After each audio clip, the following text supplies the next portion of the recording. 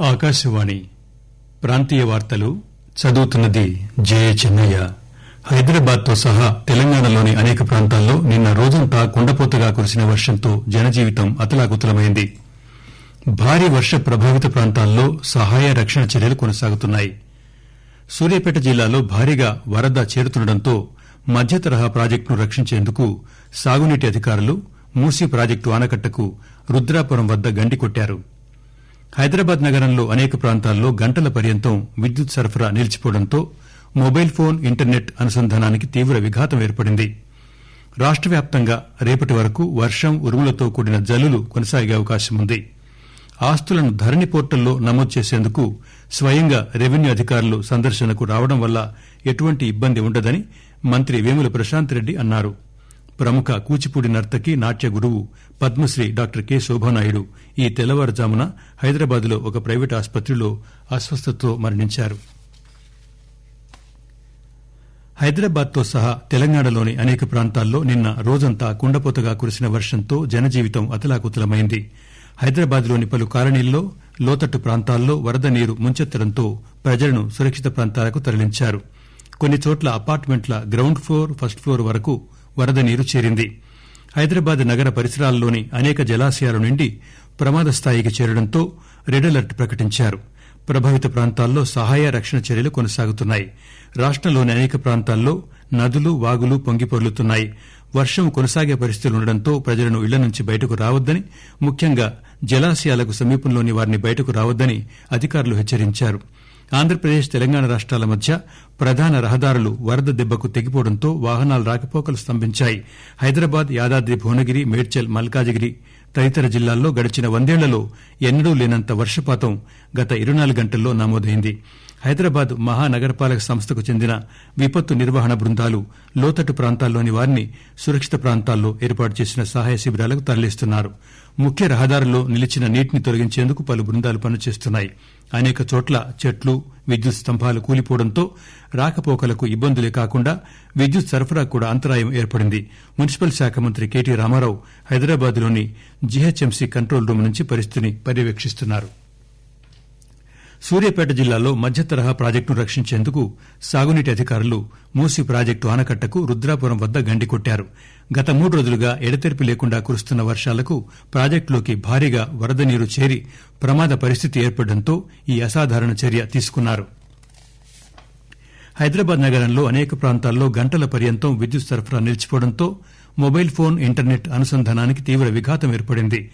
Mobile phone టవర్లకు battery, power back లేకపోవడంతో నగరంలోని 4వ వంతు టవర్లు నిలిచిపోయాయి. ఫలితంగా ఇంటర్నెట్, మొబైల్ సేవలు అందకుండా పోయాయి. 12 గంటలకు పైగా విద్యుత్ సరఫరా నిలిచిపోవడంతో సుమారు 40% టవర్ల పవర్ బ్యాక్ పనితీరు నిలిచిపోయిందని ఒక టెలికాం కంపెనీ తెలిపింది. భారీ వర్షాల కారణంగా హైదరాబాద్ మహానగరపాలక సంస్థ పరిధిలోని ప్రభుత్వ, ప్రైవేటు కార్యాలయాలకు తెలంగాణ ప్రభుత్వం ఈరోజు, రేపు సెలవు ప్రకటించింది. నీట మునిగిన ప్రాంతాల్లో, లోతట్టు ప్రాంతాల్లో ప్రజలను రక్షించి సహాయ శిబిరాలకు తరలించేందుకు చర్యలు తీసుకోవాలని ప్రభుత్వ ప్రధాన కార్యదర్శి సోమేష్ కుమార్ జీహెచ్ఎంసీ అధికారులను, జిల్లా కలెక్టర్లను ఆదేశించారు. నిన్న ఉదయం నుంచి రాత్రి వరకు కురిసిన అసాధారణ వర్షపాతం నుంచి తెలంగాణ రాష్ట రాజధాని నగరంతో పాటుగా అనేక ప్రాంతాలు తేరుకునేలేదు. రేపటి వరకు వర్షం, ఉరుములతో కూడిన జల్లులు కొనసాగే అవకాశం ఉంది.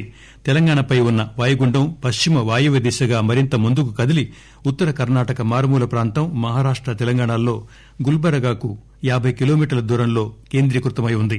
ఇది పశ్చిమ వాయువ్య దిశగా ముందుకు సాగి బలహీనపడి రాగల 12 గంటల్లో అల్పపీడనంగా మారే అవకాశం ఉందని తెలంగాణ రాష్ట అభివృద్ది ప్రణాళిక సంఘం తెలిపింది.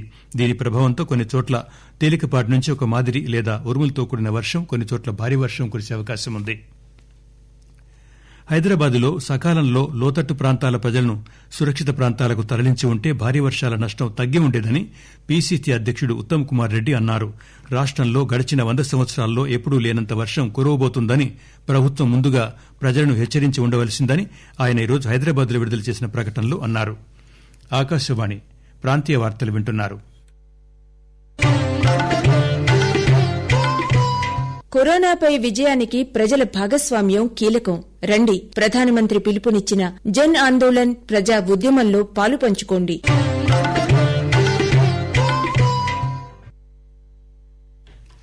కరోనా నిర్మూలనకు టీకా వచ్చేదాకా ప్లాస్మా యోధులే వ్యాక్సిన్ అని ఎంపీ సంతోష్ కుమార్ అన్నారు. ప్లాస్మా దానం అవగాహనపై రూపొందించిన వీడియోను సిపి సజ్జనార్, దర్శకుడు వివి వినాయక్, వైద్యుడు శరత్ రెడ్డితో కలిసి ఎంపీ ఆవిష్కరించారు. ఈ సందర్భంగా సంతోష్ కుమార్ ఆకాశవాణితో మాట్లాడుతూ, కోవిడ్ యోధులందరూ కూడా నా సిన్సియర్ రిక్వెస్ట్, ప్లీజ్ దీంతో మీకు నష్టం ఏముండదండి. 8 సార్లు చేయగలిగితే 8 సార్లు చేయండి. Convince your family members and really appreciate volunteers అండి, ఇచ్చేవాళ్ళు ఉంటారు. వీళ్ళిద్దరి మధ్యన really you are behaving like bridge. Please inspire your colleagues, inspire your family members and take it forward. 100 members may please take it to 1000 people. At least inspire one. Greater Hyderabad municipal corporation బిల్లుతో సహా 4 బిల్లులను ఆమోదించిన అనంతరం తెలంగాణ శాసనమండలి వాయిదా పడింది. మండలి stamp, నాలా, సిఆర్పిసి చట్టాలకు సవరణలను ఆమోదించింది. దీంతో ఈ బిల్లుల ఆమోదం కోసం జరిగిన తెలంగాణ శాసనసభ, శాసనమండలి ప్రత్యేక సమావేశాలు వాయిదా పడ్డాయి. కరోనా పట్ల ప్రజలను ఎప్పటికప్పుడు అప్రమత్తపరుస్తూ కరోనా వైరస్ నియంత్రణ కోసం కృషి చేశామని సిద్దిపేట మున్సిపల్ చైర్మన్ రాజనర్సు ఆకాశవాణికి తెలిపారు.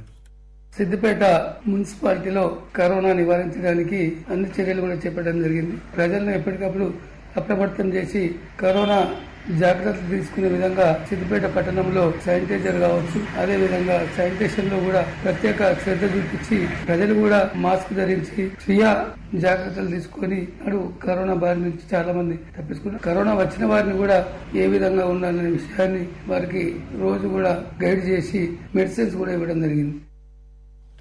కోవిడ్-19 వల్ల అతలాకుతలమైన ఆర్థిక వ్యవస్థను చక్కదిద్దడానికి అన్లాక్ డౌన్ లో అనేక సడలింపులు ప్రభుత్వం కల్పించిందని, కాబట్టి ప్రజలు చైతన్యంతో కరోనాను జయించడానికి సామాజిక దూరం, మాస్కులు వాడటం, తరచూ శానిటైజర్తో చేతులు శుభ్రపరచడం ద్వారా కరోనా రాకుండా జాగ్రత్త పడాలని జనగామ ప్రభుత్వ ఆసుపత్రి సూపరింటెండెంట్ రఘుకుమార్ ఆకాశవాణి ద్వారా ప్రజలను కోరారు.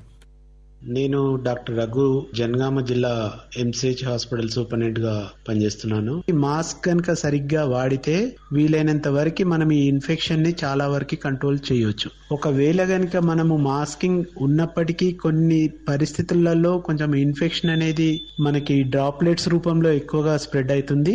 ఈ డ్రాప్లెట్స్ గనుక మనము ఆ టైంలో గనుక మన దగ్గరలో చేతులు గానీ లేకపోతే ఇంకేదైనా మీద పడినప్పుడు వీలైతే మనం సబ్బు నీళ్లతో గనుక కడిగితే అది దాదాపుగా మనకి స్ప్రెడ్ కాకుండానే మనం కాపాడుకోవచ్చు.